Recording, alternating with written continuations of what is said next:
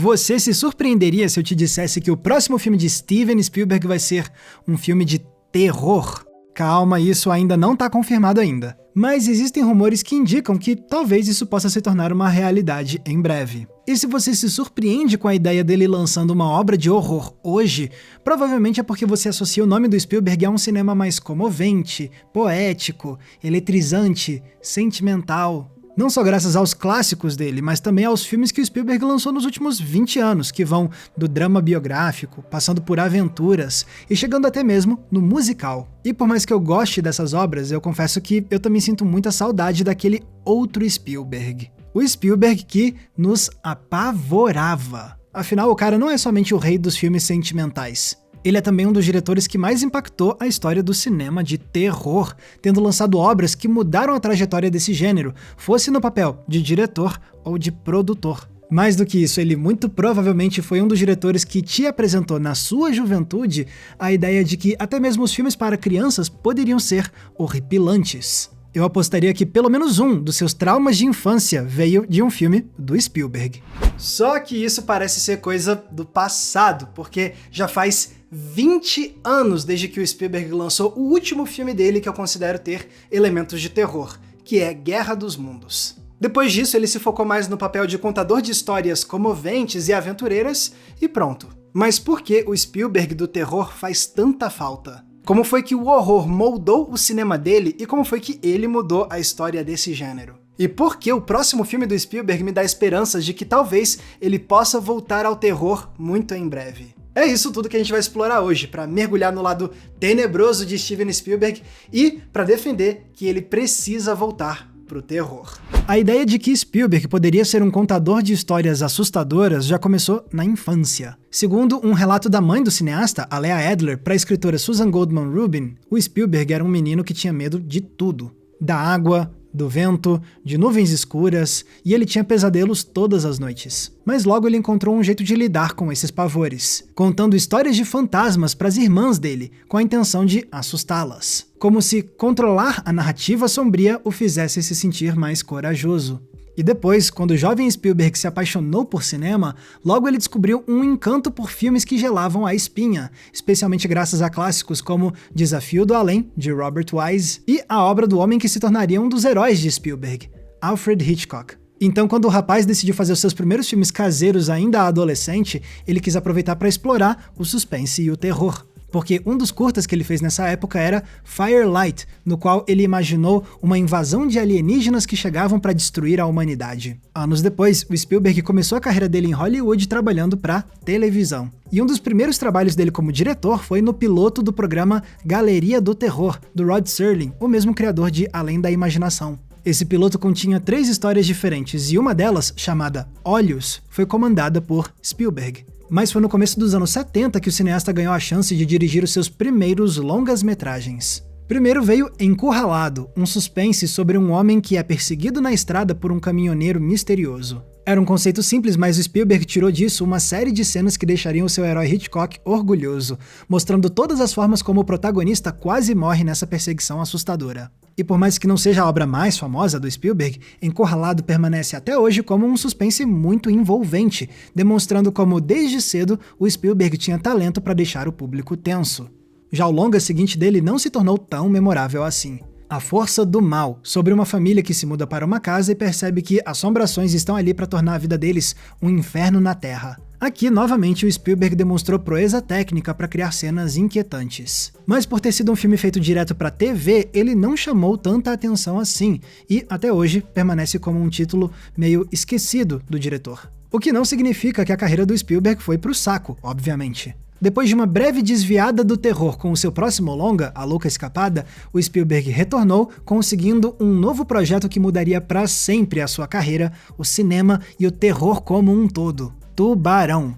Essa história sobre um tubarão assassino que aterroriza uma cidade de praia foi um sucesso inesperado, virando um fenômeno como Hollywood nunca tinha visto até então. E se isso aconteceu foi porque Spielberg comprovou a sua maestria prodigiosa pro terror, explorando a monstruosidade da sua criatura. O medo do que não conseguimos ver, mas sabemos que está lá. os ataques violentos que fazem o sangue jorrar na água, o suspense com a música tensa de John Williams, a montagem provocadora, as técnicas de câmera que traduzem o pânico dos personagens. Esse era um terror diferente de tudo que o cinema americano já tinha lançado, com brutalidade, tensão e entretenimento equilibrados com proeza imensa. Era um novo capítulo na história do terror, e nada mais seria o mesmo a partir daí, tanto no cinema quanto na carreira de Spielberg. Já deu pra ver então que o começo da carreira do Spielberg é fascinante, né? Dá até vontade de se aprofundar em cada um desses filmes que ajudaram o nome dele a se tornar tão lendário. E se você quiser fazer isso, você pode com isso aqui, o livro Steven Spielberg, o cineasta icônico e sua obra, da editora Belas Letras, que são os patrocinadores do vídeo de hoje. Nesse livro, o autor Ian Nathan faz uma retrospectiva completa sobre a vida e a obra do Spielberg, detalhando as histórias de bastidores de cada um dos seus longas-metragens. Então você descobre todos os perrengues que ele viveu para criar Tubarão, a loucura que foi ele dirigir Jurassic Park e A Lista de Schindler ao mesmo tempo, os mitos que cercam a carreira dele, a parceria com outros grandes nomes como John Williams e Stanley Kubrick, as reflexões que levaram o Spielberg a fazer um cinema cada vez mais pessoal com o passar dos anos. Inclusive, nesse livro, o autor Ian Nathan explora como o Spielberg tem sim um lado mais sombrio que muita gente subestima, que é justamente o tema do vídeo de hoje. Sério, são muitas histórias e revelações que vão fazer você enxergar a filmografia desse cineasta com outros olhos. Tudo isso é apresentado nessa edição luxuosa em capa dura que conta com várias imagens de arquivo que complementam ainda mais as histórias incríveis da vida do Spielberg. Se quiser mais, você pode ainda comprar a edição de luxo, que traz vários brindes como eco bag, baralho personalizado, marcadores de página, adesivos, mini pôsteres, tudo com artes que remetem à brilhante filmografia do diretor. E esse é o mês do cinema na Belas Letras, porque eles também estão lançando outro livro sobre a obra completa de Clint Eastwood. Sério, isso aqui é um item que tem que estar na estante e na mão de todo fã de cinema. Então, você já pode usar o link aqui embaixo na descrição e aplicar o meu cupom ENTREPLANOS para ganhar 10% de desconto na sua compra e garantir hoje mesmo a sua cópia de Steven Spielberg, o cineasta icônico, e sua obra da editora Belas Letras. Mas sim, vamos voltar aqui pro Spielberg, que tinha acabado de lançar Tubarão. Sendo o diretor do maior sucesso de Hollywood até então, o nome do Spielberg foi catapultado para outro patamar, sendo cobiçado pelos grandes estúdios e com oportunidades para fazer o projeto que ele quisesse. E muitos poderiam esperar que ele continuaria no caminho do terror, que foi o que fez o cara ficar famoso, certo? Mas, surpreendentemente, essa não foi a opção que ele escolheu. Pelo contrário, Tubarão acabou sendo o último filme de terror do cineasta. Depois de Tubarão, Spielberg foi explorar outros gêneros. Um drama familiar de ficção científica com contatos imediatos de terceiro grau, uma comédia com 1941, Uma Guerra Muito Louca, uma aventura ao redor do mundo com Os Caçadores da Arca Perdida, uma história de amizade com E.T. E assim, o Spielberg provou que o destino dele não era ficar famoso somente como um diretor de terror, mas sim como um mestre versátil do cinema, lançando sucessos de público e de crítica nos mais diversos estilos. Só que enquanto ele retornava com frequência para gêneros como a ficção científica, a aventura e o drama, pro terror, ele nunca mais voltou. Pelo menos não com dedicação total ao horror. Porque a verdade é que ele não largou esse gênero por completo depois de Tubarão. Nos anos seguintes, o Spielberg continuou dançando com o terror, só que com uns passos diferentes. E o melhor exemplo disso é um dos filmes que o Spielberg quase dirigiu, mas que nunca saiu do papel, chamado Night Skies. Após o sucesso de Contatos Imediatos de Terceiro Grau, a Columbia Pictures queria que o Spielberg fizesse outro sci-fi, mas agora voltado mais para o terror. Então ele se uniu ao roteirista John Sayles para criarem a história de uma família que tem a sua casa atacada por alienígenas malignos que chegam na Terra. O projeto foi longe o bastante a ponto do Spielberg encomendar ao lendário artista Rick Baker a criação de modelos que representassem os aliens. Porém, esse projeto acabou nunca indo para frente depois disso. Mas ao invés de somente abandonar a ideia, o Spielberg reaproveitou conceitos de Night Skies para criar outros projetos. Um deles foi E.T., o extraterrestre. Porque em Night Skies a gente veria que um dos alienígenas invasores era na verdade bem amigável e bonzinho, tendo um visual mais fofo até. E isso inspirou a ideia de criar uma história sobre a amizade entre um menino e um extraterrestre, com o ET ganhando um novo design do zero, que ainda era amigável, mas que também dava uma assustada de leve na criançada num primeiro momento. Outro filme que foi ramificação de Night Skies é Gremlins, do Joe Dante, no qual o Spielberg foi produtor executivo. Foi o Spielberg que comprou o roteiro escrito por Chris Columbus por ter achado a história muito original. Mas ele fez uma sugestão. Em Night Skies você tinha um grupo de aliens malvados, sendo que um deles era bonzinho e fofo, não é? Então por que não fazer a mesma coisa em Gremlins? Foi assim que surgiu Gizmo, o único gremlin fofo e bonzinho em meio a um grupo de monstros caóticos e perturbadores que traumatizaram gerações. Sério, eu lembro de ver imagens dos Gremlins em trailers de VHS e ficar completamente apavorado. Trauma cortesia do Steven Spielberg.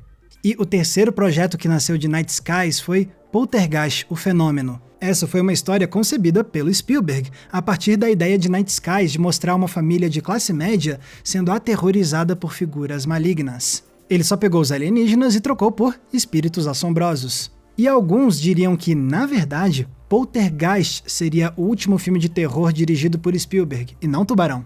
Uai, Max, mas Poltergeist não foi dirigido pelo Tobe Hooper? Então, deixa eu te contar, essa é uma controvérsia antiga. Sim, oficialmente o diretor de Poltergeist foi o Hooper. Até porque o Spielberg estava ocupado com a produção de E.T. na mesma época, então ele acabou delegando esse projeto para outro cineasta. Mas as histórias de bastidores de Poltergeist mostram que o Spielberg teve um envolvimento direto no set muito maior do que os produtores costumam ter. Ele estava lá no set em vários dias da gravação, muitas vezes comandando pessoalmente o posicionamento das câmeras para reproduzir alguns dos storyboards que o próprio Spielberg tinha feito. Sem contar que as orientações para a trilha sonora e para a edição do filme foram mais comandadas pelo Spielberg e não pelo Hooper. Junte isso ao fato da história ter nascido da mente do Spielberg e de vários planos do filme trazerem assinaturas do estilo do cineasta, e logo se espalharam os comentários de que o verdadeiro diretor de Poltergeist era o Spielberg, com o Hooper servindo só de fachada. O que também não é inteiramente verdade. Você tem sim relatos de bastidores de várias cenas de Poltergeist sendo comandadas diretamente pelo Hooper. Então, na minha opinião, na prática é como se Hooper e Spielberg tivessem trabalhado como co-diretores de Poltergeist, com esse terror sendo uma obra conjunta dessas duas mentes criativas, ainda que você sinta o peso do estilo do Spielberg predominar mais na maior parte do filme. Ou seja, por essa perspectiva, sim, Poltergeist poderia ser considerado como o último filme de terror que o Spielberg dirigiu, pelo menos até hoje. Agora, por mais que dos anos 80 em diante o Spielberg não tenha feito mais filmes de terror, é inegável que ele seguiu criando momentos assustadores nas suas outras produções. Porque até mesmo em outros gêneros, o diretor conseguia criar cenas de dar pesadelos para qualquer um. Basta olhar para a série do Indiana Jones. Como esquecer do primeiro filme com seus cadáveres perturbadores, ou ainda com o desfecho em que o vilão derrete de forma pavorosa em frente aos nossos olhos? Isso aqui se encaixaria perfeitamente em qualquer filme de terror. Depois veio o segundo capítulo, O Templo da Perdição, que chocou o público com o seu tom mais sombrio e imagens de corações sendo arrancados do peito de pessoas ainda vivas e de gente sendo queimada em rituais de sacrifício. E é claro que o capítulo seguinte também precisava ter um instante desses, com o vilão se decompondo em questão de segundos. 4 anos depois, Spielberg lançaria um dos seus filmes mais importantes, Jurassic Park. Essa era uma história de ficção científica feita para a família toda, sim, mas o Spielberg não quis usar os dinossauros somente para causar deslumbramento. Não, eles eram acima de tudo para dar medo na gente. E põe medo nisso. Aqui tínhamos sustos inesquecíveis, mortes grandiosas como nunca tínhamos visto antes, dinossauros que preenchiam a tela de maneira assustadora. E isso sem contar os momentos de suspense magistralmente construídos, como na cena do copo d'água, ou no tenso jogo de pique-esconde na cozinha contra os Velociraptors. Era algo muito mais próximo do que ele tinha feito décadas antes em Tubarão. Não à toa, o próprio diretor se referia a Jurassic Park como Tubarão, só que na Terra. De fato, era o retorno do cineasta aos filmes de monstro. A principal diferença é que esse não era um filme puramente de terror como era Tubarão, mas sim uma aventura de ficção científica com elementos fortes de terror. E essa mistura de gêneros deu muito certo, ainda mais com os efeitos especiais revolucionários que deram vida a essas criaturas tão convincentes que amedrontaram toda uma geração de crianças. Com o passar do tempo, outros capítulos da série foram lançados, com Spielberg retornando somente para dirigir o segundo filme. Mas a franquia foi indo mais pro lado da ação, perdendo cada vez mais as raízes de terror que fizeram o primeiro ser tão único.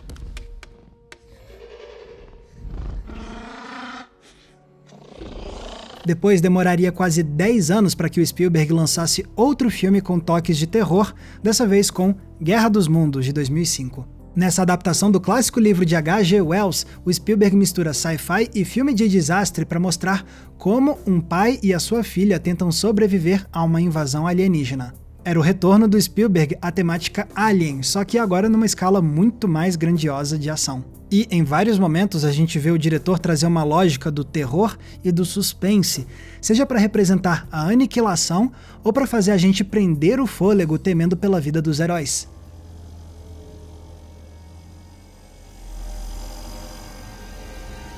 O que todos esses filmes demonstraram ao longo das décadas era que o Spielberg tinha um estilo muito único de usar o terror na sua obra. Sim, a primazia técnica foi essencial para sedimentar esse estilo, mas para além disso tem o jeito como o Spielberg mistura o horror com o encanto. Talvez muito influenciado pela infância dele, quando o medo que ele sentia do mundo era compensado pelo calor do lar e das relações familiares. Não é à toa que nos filmes dele temos crianças passando por situações assustadoras, mas sempre podendo contar com a família e com os amigos para prevalecer.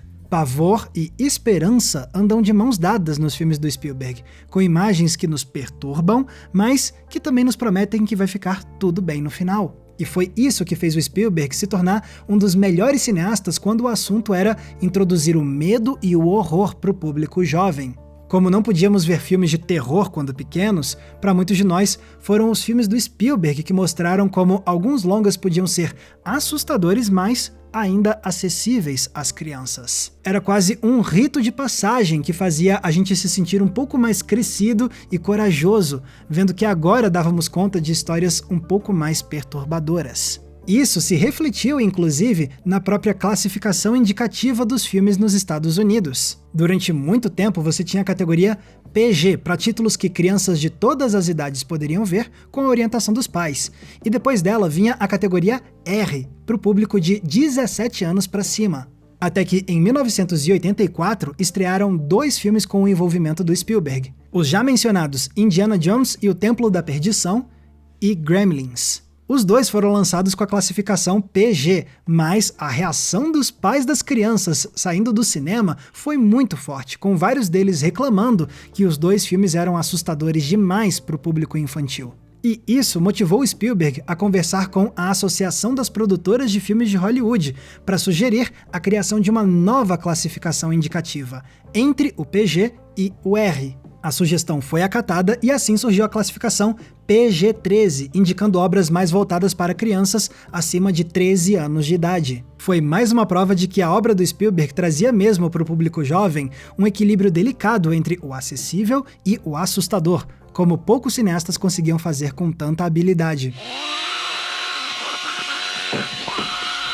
Mas fato é que, com o passar do tempo, mais e mais o Spielberg foi se afastando do terror na sua carreira. E oportunidades não faltaram, que fique bem claro. Por exemplo, depois do sucesso de ET, o Spielberg chegou a bolar uma proposta de uma continuação, que se chamaria ET 2, Medos Noturnos. No argumento, Elliot e os amigos descobriam a chegada de outros alienígenas do mesmo planeta do ET, mas eles eram malignos, então teríamos cenas de animais mutilados pelos invasores e momentos muito mais voltados para assustar o público, ao invés de trazer uma história mais comovente como no original. Mas o Spielberg acabou desistindo da ideia, achando que isso não fazia jus ao primeiro filme.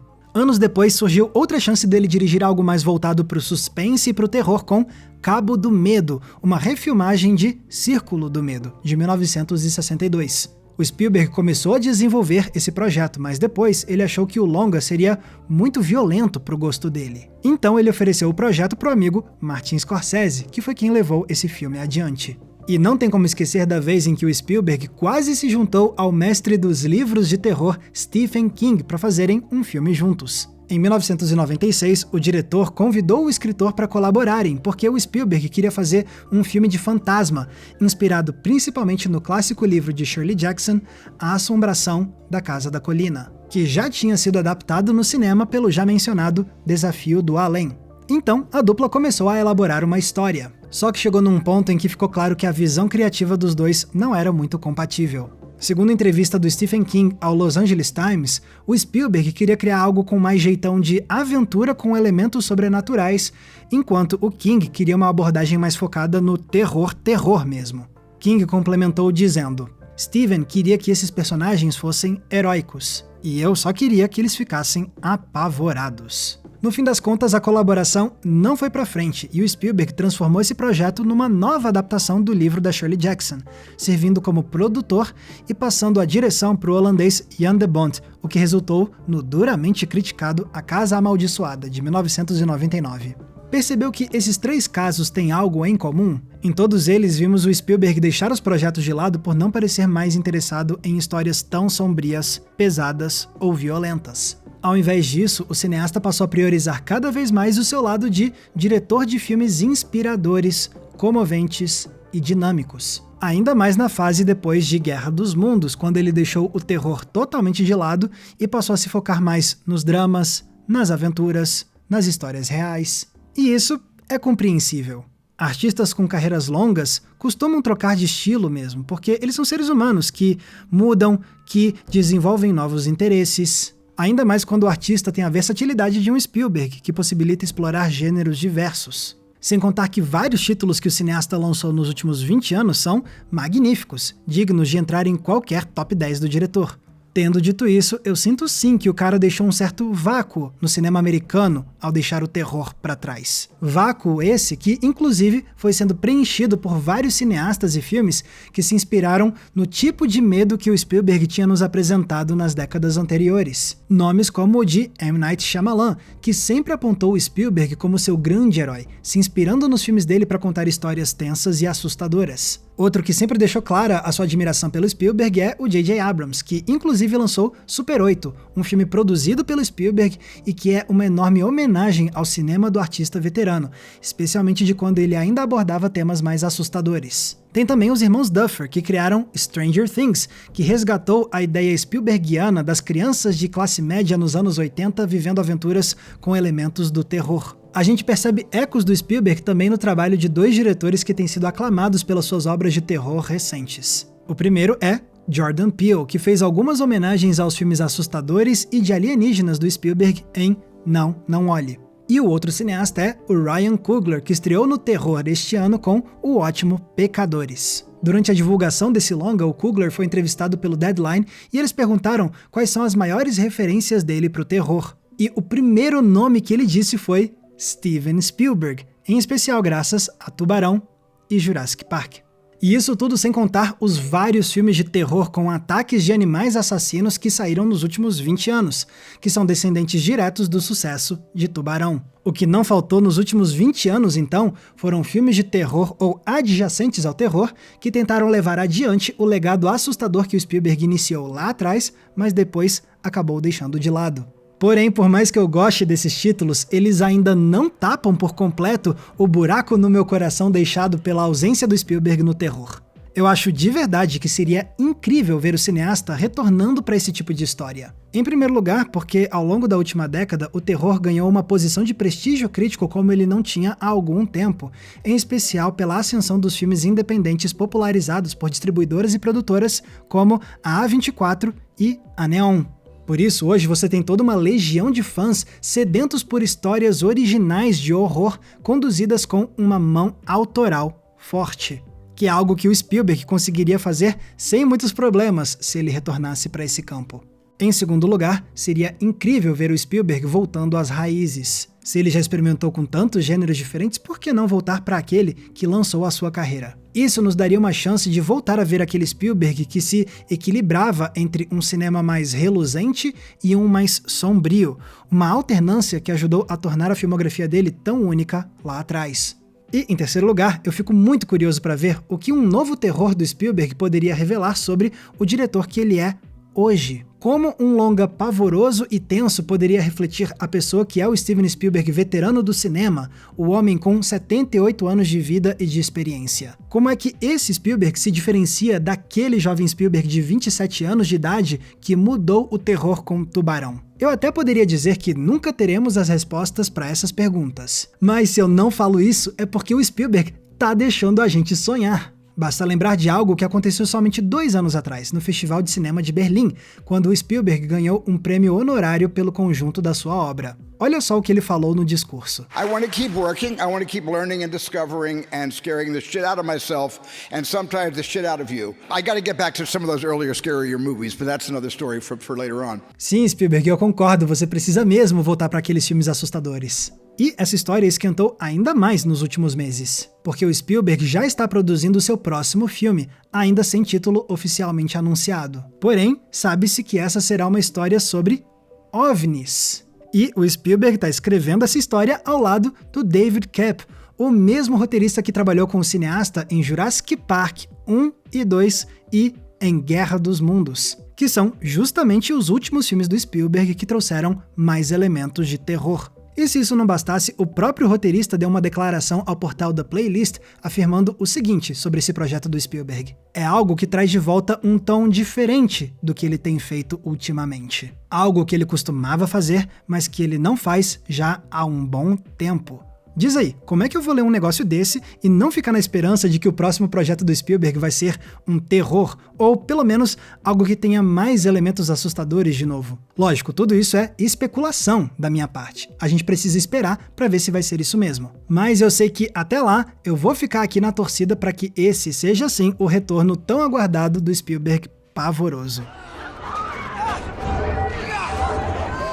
Tá vendo então que ter saudades do Spielberg do terror não é só saudosismo barato? Quando a gente se aprofunda no lado sombrio do cineasta, a gente entende muito mais como o horror influenciou o estilo dele e como depois ele usou isso para não só revolucionar esse gênero, mas também para introduzir o medo cinematográfico na infância de vários de nós. E o fato dessas memórias aterradoras serem também algumas das nossas favoritas com o cinema só comprova que o Spielberg é mesmo um dos nomes mais importantes da história do terror, ainda que ele tenha se afastado desse gênero nos últimos 20 anos. E sim, felizmente não faltaram grandes filmes de horror para nos perturbar nesse meio tempo. Mas seria incrível se Spielberg voltasse para o seu lado mais sombrio e provasse para todo mundo que ele ainda consegue sim nos apavorar com a mesma proeza como ele nos encanta. E se o próximo longa dele for mesmo esse retorno às raízes espantosas, eu sei que eu estarei lá no dia da estreia para deixar com muita boa vontade que esse mestre me aterrorize mais uma vez, como nos bons e velhos tempos.